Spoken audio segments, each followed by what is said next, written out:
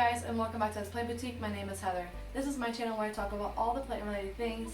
In today's video, I am showing you guys my small little itty bitty begonia collection. I don't have many just yet, but I'm always looking to add more. If you guys have a favorite begonia, please let me know in the comments below what it is, because I would love to check it out. I hope everybody's doing good, and I hope everyone is ready for Christmas. I know I'm uploading this video on Christmas Eve, but still, I hope everyone is either having a good Christmas, a good holiday, whatever's happening. I know some people celebrate directly on Christmas or even after. Whatever the case is, I hope you guys enjoy it. If you haven't already, please subscribe to my channel, hit that thumbs up, and smash the notifications bell. It really does help my channel get out there, and I really appreciate it. You guys are awesome. Let's get into the video. Starting with my strawberry begonia. I picked this up at Lowe's back in August, and I accidentally let her go underwatered a couple times, so she has a few dry leaves. I thought I was going to be able to trim her up while I recorded, but it's going to take forever. She's a lot. I need to get all up in the nooks and crannies. I need to get, yeah. My dogs are outside, so you'll probably hear them bark every now and again. I'm sorry. But I absolutely adore the strawberry begonia. Let me show you guys. I love how the strawberry begonia has pink little hairs. Ooh, here's a good one. Oh yeah, look at that.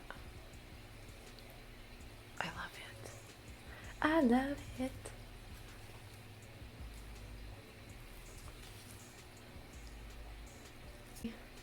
Straightforward. Let the soil dry out completely, and then fertilize them in the growing season, or if they have active growth in the winter, then just give them a diluted amount of fertilizer.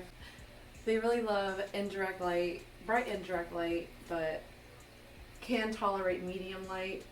Oh, she's getting new growth already. Nice. Thank you for coming back. You have been resurrected way too many times. I love this plant though. I definitely recommend strawberry begonias for your begonia lovers. Set you right there. Who's next? Who is next? We're gonna go with my begonia maculata. The mother plant was huge. She got root rot and died, but I took a cutting before she completely died. And now the cutting is kind of like saying F you, but I'm still going to love this plant and work on getting her back to full health and beautiful again. So please bear with me, you beautiful bitch. For the last two waterings, I've been like just top watering them. So I think I'm going to go back to bottom watering just so they can take in whatever water they need. Up next is this guy. He kind of reminds me of a little bit of the maculata and a Rex begonia. But I trimmed him back a lot, like to pretty much bare stem, and he's put out all of this new growth since I cut it.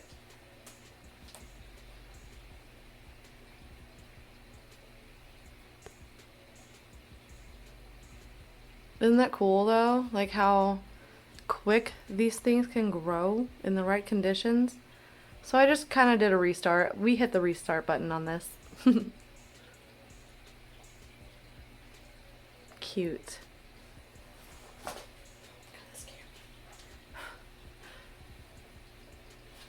Oh gosh. But when I got this at Lowe's, it didn't have the name of the plant. It just said begonia. That was it, just begonia. So not much help. I gotta trim this off because it's squishy. But the whole rest of the plant's fine. It's just this little part. Oh, it's so pretty. It's kind of like pink, like metallic pink.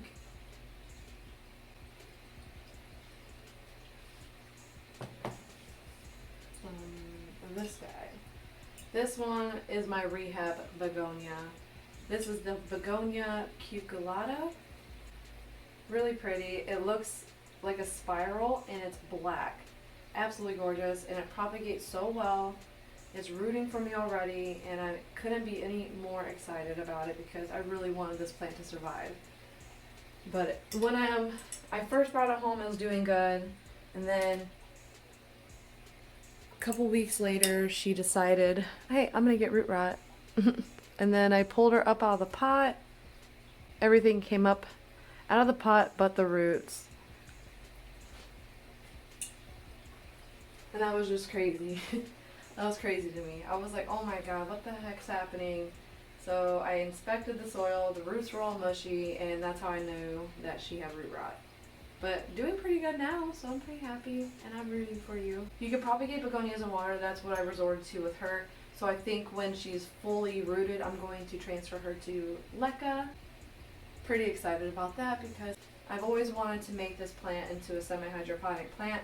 That's why I started cuttings from her, but the cuttings didn't make it, and I'm thinking it's because the mother plant had root rot at the time. So I'm hoping when I can get this one to flourish, I can take cuttings from this and just keep going with it. So that's my goal.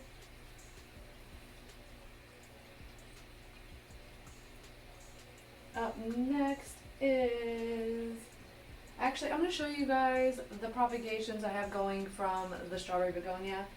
I made a little humidity chamber using this little glass dome thingamajig and just a cute little pot. And then I put some sphagnum moss in there and keep it pretty moist and only put more water in it when it's dried. Anyway, I'm going to show you guys these cuttings now. There are some Hoya cuttings in here too, but we're not talking about Hoyas today. Oh, they're rooting though. That's cool. These are just leaf cuttings too, and they've been rooting for me, so that's cool. The Hoyas, not the begonias. Let me get up close and personal to show you guys these. Is this one rooting? No. Anyway, here's the cutting. They kind of remind me of like how spider plants have their babies. They just let them dangle down below them. It's kind of cool, and you can cut off whole stalks and make them into little plants. I just shook the camera, sorry guys. But roots will come out of here.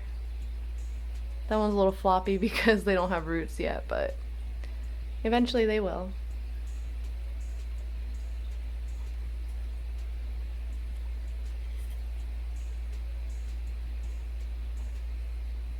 So cool. I love doing this kind of stuff, like propagating all kinds of things.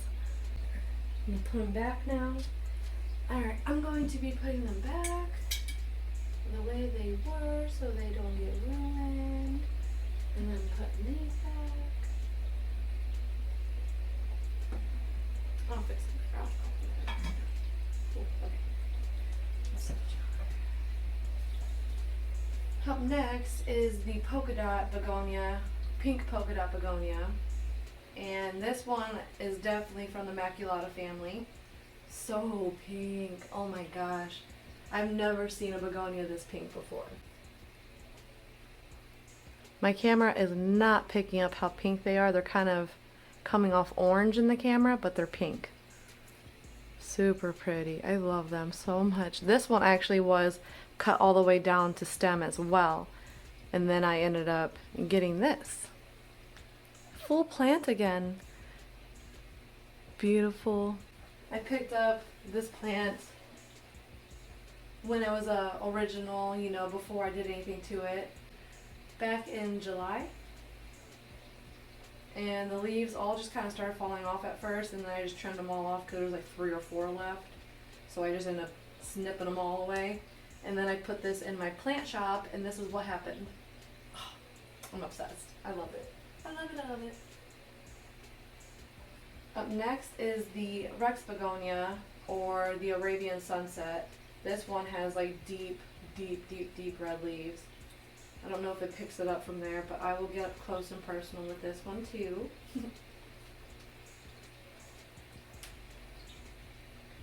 I got this cutting from my friend Sarah, and this one has some crispy leaves. I think it's a humidity problem in my house because in the summertime they flourish, but they got new growth. But it has new growth and everything too, so I have high hopes it will survive the winter. But look at this red. I don't know if it'll pick it up, but look at that. I love this one so much. It looked black at first when I got it, but then when I got it home and under the light, it was red and green. It's so pretty. I love it.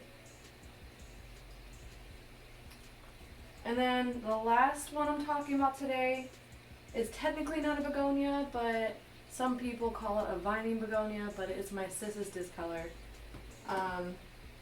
The original plant didn't make it because of humidity problems.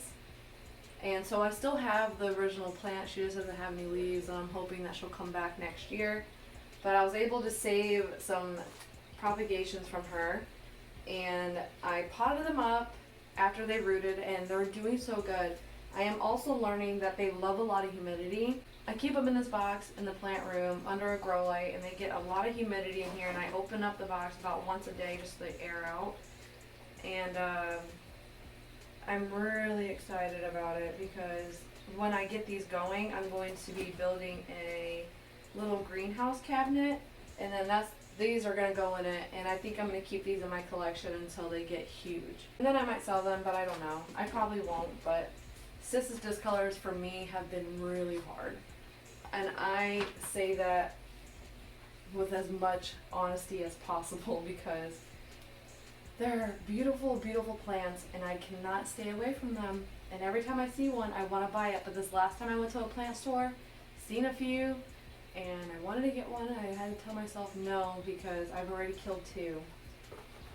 And it's like, I try my hardest with them. I try my hardest with the humidity, trying to get humidity perfect in my house, especially in the wintertime.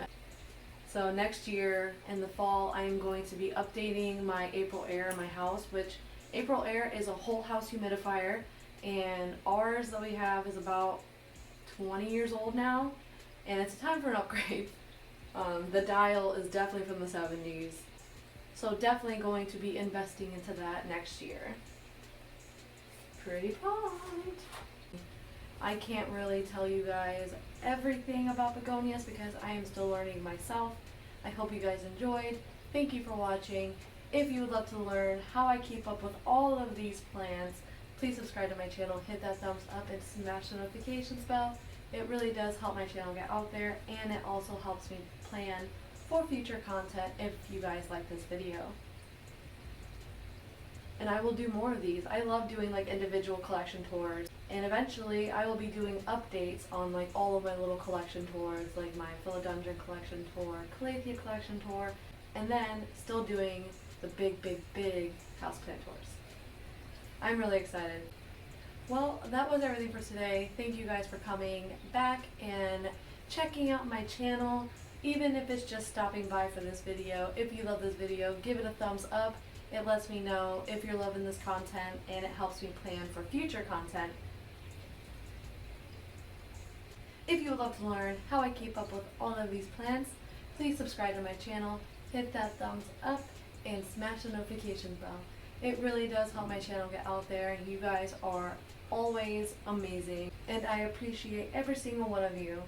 With that being said, you guys have a wonderful weekend, and enjoy your holiday with your family, or doing whatever makes you happy. Stay beautiful. Happy planting.